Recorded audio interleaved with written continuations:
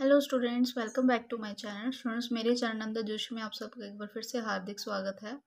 Students, जैसे कि आपको पता है कि मैं आप सबके लिए पंजाब टेट और मास्टर कैडर के रिलेटेड जो हमारे थ्योरी नोट्स रहते हैं वो मैं लेकर आती हूँ, जिसमें हमने अपनी हिस्ट्री के ancient history and medieval history और पंजाब हिस्ट्री, ये तीनों टॉपिक हमारे क्लियर है। जिन भी स्टूडेंट्स ने वो वीडियो नहीं देखी है तो आप मेरे चैनल के डिस्क्रिप्शन पे जाके वो चेक कर सकते हो और लिंक पे जाके उस चैनल को सब्सक्राइब एंड शेयर ज़रूर करिए ताकि और भी स्टूडेंट्स इस चैनल के साथ जुड़ पाए।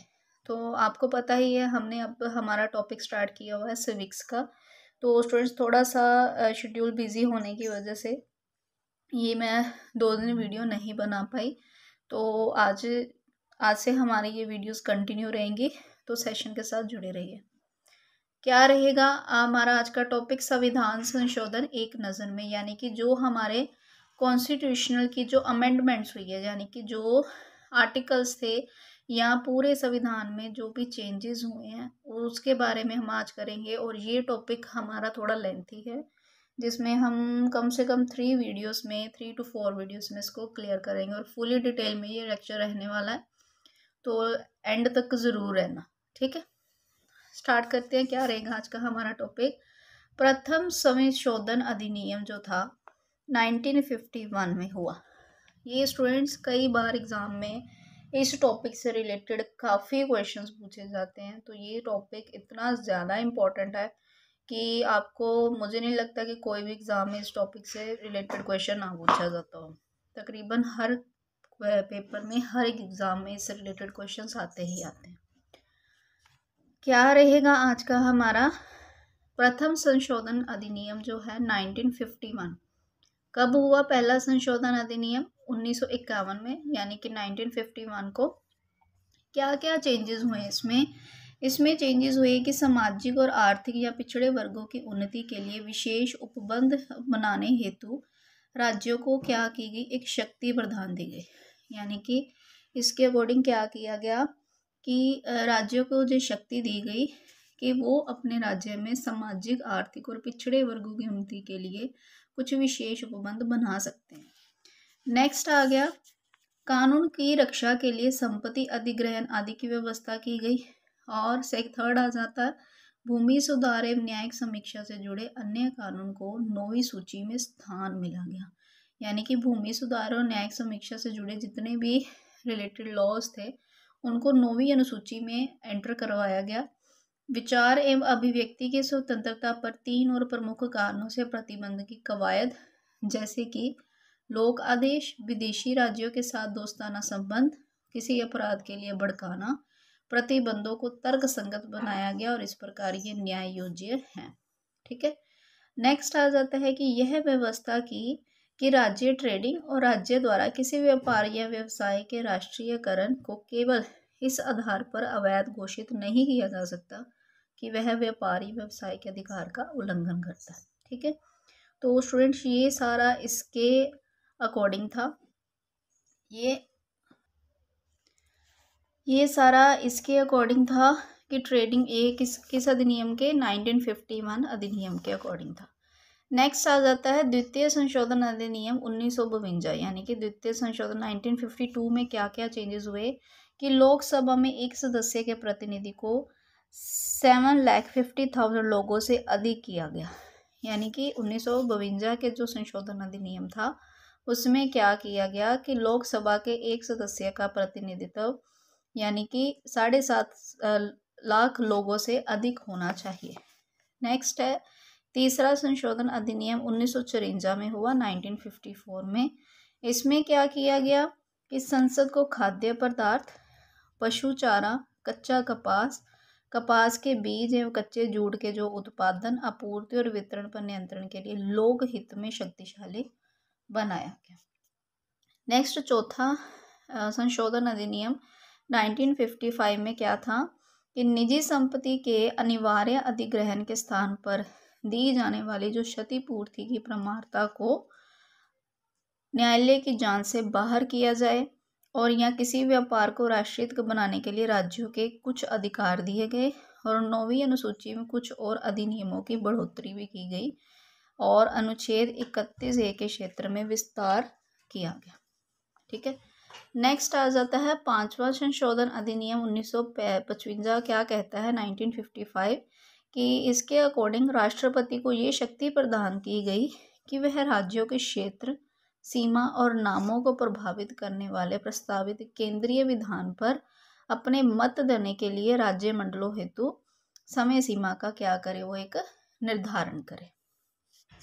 नेक्स्ट है छठा संशोधन अधिनियम 1956 में क्या था, केंद्रीय सूची में कुछ नए जुड़ाव किए गए, नई चीज़ें जोड़ी गई, जैसे अंतर्राज्यीय व्यापार, वाणिज्य के तहत वस्तुओं की खरीद बिक्री पर जो कर थे, इसी संबंध में राज्यों की शक्तियों पर भी पाबंदियां लगाई गई। ये वाला संशोधन काफ़ी इम्पोर्टेंट है, कई बार एग्जाम में आ चुका है।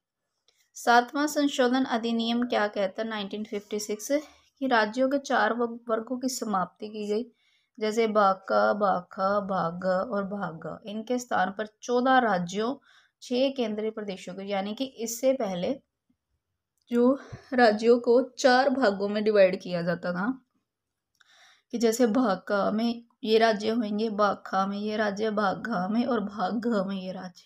इन चीज़ों को ये ख़त्म करके क्या किया गया कि 14 राज्य, उस टाइम पे 14 राज्य बनाए गए और उसके अलावा 6 केंद्र शासित प्रदेशों को क्या किया गया, स्वीकृति दी गई। इसके अलावा केंद्र शासित प्रदेशों में उच्च न्यायालयों का न्याय क्षेत्र का विस्तार किया गया और 2 या उससे अधिक राज्यों के बीच सामूहिक न्यायालय की, यानी कि यहाँ 2 या 2 से ज़्यादा राज्य आपस में उनके सामूहिक न्यायालय की स्थापना की जा सकती है। इस चीज़ को परमिशन दी गई। नेक्स्ट क्या आ जाता है कि उच्च न्यायालय में अतिरिक्त न्यायाधीश एवं कार्यकारी न्यायाधीश की नियुक्ति की व्यवस्था भी इसी संशोधन के अंडर की गई। तो ये भी बहुत इम्पोर्टेंट है। 1956 संशोधन है, ये में हुआ 7वां संशोधन है। आगे आ जाता है 8वां संशोधन अधिनियम 1960 में क्या है कि अनुसूचित जाति व जनजाति को आरक्षण व्यवस्था में विस्तार या अंगल भारतीय प्रतिनिधि की लोकसभा विधानसभा 10 वर्ष के लिए बढ़ोतरी की जाए। यानी कि जो अनुसूचित जाति और जनजाति के लिए जो आरक्षण व्यवस्था थी उसको 10 साल के लिए बढ़ा दिया गया। यानी कि 1960 को ये संशोधन हुआ और 1970 तक इसको बढ़ाया गया। इसके बाद आ जाता है 9वां संशोधन अधिनियम 1960 यानी कि 1960 को हुआ। इसमें क्या किया कि भारत पाकिस्तान समझौता 1958 के अनुसार पाकिस्तान को बेरूवाड़ी संघ के भारतीय राज्य क्षेत्र का समर्पण किया गया। यानी कि ये भी बहुत इम्पोर्टेंट है, ये आर्टिकल कई बार एग्जाम में आया। इससे ये आएगा कि बेरूवाड़ी संघ का जो समझौता था वो किस संशोधन के अंडर हुआ, तो वो 1960 के संशोधन के अंदर वो पाकिस्तान के हिस्से में चला गया था। 10वां संविधान संशोधन क्या कहता है, अधिनियम 1961 को हुआ। इसमें क्या था, दादर एवं नागर हवेली को भारतीय संघ में जोड़ा गया। ये भी बहुत इंपॉर्टेंट है। इस संशोधन के अंदर जो दादर नगर हवेली थी ये पहले भारतीय संघ में नहीं आती थी, फिर इसी संशोधन के अकॉर्डिंग 10वें संशोधन के अकॉर्डिंग इसको भारत संघ में जोड़ा गया। नेक्स्ट आ जाता है 11वां संशोधन अधिनियम 1961। इसमें क्या है, उपराष्ट्रपति की जो निर्वाचन प्रणाली में चेंजेस थे, यानी कि जो संसद के दोनों सदनों की संयुक्त बैठक की बजाय अब क्या था कि निर्वाचक मंडल की व्यवस्था होगी। एक ये किया गया। सेकेंडली, राष्ट्रपति या उपराष्ट्रपति के निर्वाचन को उपयुक्त निर्वाचन मंडल में रिक्तता के आधार पर चुनौती नहीं दी जा सकती। ये वाले 2 संशोधन किए गए 11वें संशोधन अधिनियम 1961 में। 12वां संशोधन अधिनियम 1962 क्या कहता है कि गोवा, दमन और दीव इसको भारत में शामिल किया गया। ये क्वेश्चन कई बार आता है कि गोवा को भारत में कब मिलाया गया, तो 12वें संशोधन अधिनियम 1962 के अंदर मिलाया गया था। 13वां संशोधन अधिनियम में क्या था, नागालैंड को राज्य का दर्जा दिया गया और इसके लिए विशेष उपबंध किया गया। यानी कि इस 13वें संशोधन में नागालैंड को राज्य का दर्जा दिया गया और इसे विशेष उपबंध दिया गया। 14वें संशोधन अधिनियम 1962 में क्या था, पुदुचेरी को भारत में मिलाया गया और हिमाचल प्रदेश, मणिपुर, त्रिपुरा, गोवा, दमन, दीव, पौंडुचेरी की विधानमंडल मंत्री परिषद की व्यवस्था की गई। ये भी बहुत इंपॉर्टेंट है। नेक्स्ट है 15वां संशोधन अधिनियम 1963 क्या कहता है कि उच्च न्यायालय को किसी व्यक्ति प्राधिकरण के खिलाफ या राज्यों के बाहर भी दायर करने का अधिकार रिट यदि इसका कारण उसके क्षेत्र अधिकार में उत्पन्न हुआ तो उच्च न्यायालय जारी कर सकता है। नेक्स्ट है उच्च न्यायालय के न्यायाधीशों की सेवानिवृत्ति की उम्र 60 से बढ़ाकर 62 कर दी गई।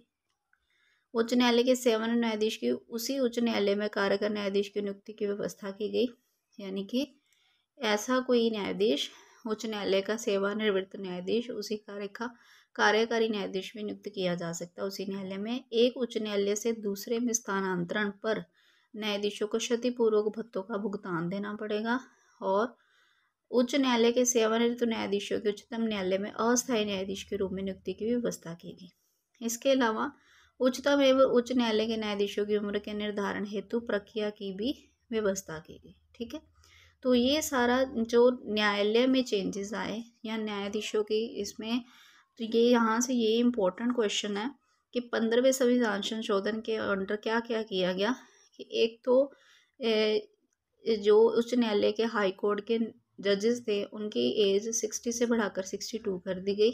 सेकंड क्या था कि अगर वो किसी हाई कोर्ट में एज ए जज रह चुके हैं तो वहाँ पर वो कार्यकारी जज भी काम कर सकेंगे।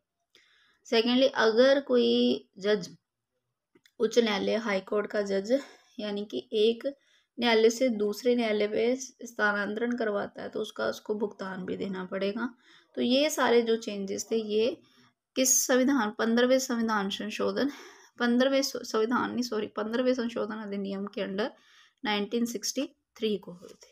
ठीक है, आई होप स्टूडेंट्स आज की वीडियो आपको अच्छी लगी होगी। ऐसे ही हम थोड़े थोड़े जितने भी संशोधन हैं ये सारे हम फुली डिटेल में करेंगे। तो students I request to you कि ज़्यादा से ज़्यादा स्टूडेंट्स को इस चैनल के साथ जोड़िए ताकि उनको भी इनका फ़ायदा हो सके। ठीक है, मिलते हैं नेक्स्ट वीडियो में। Bye bye.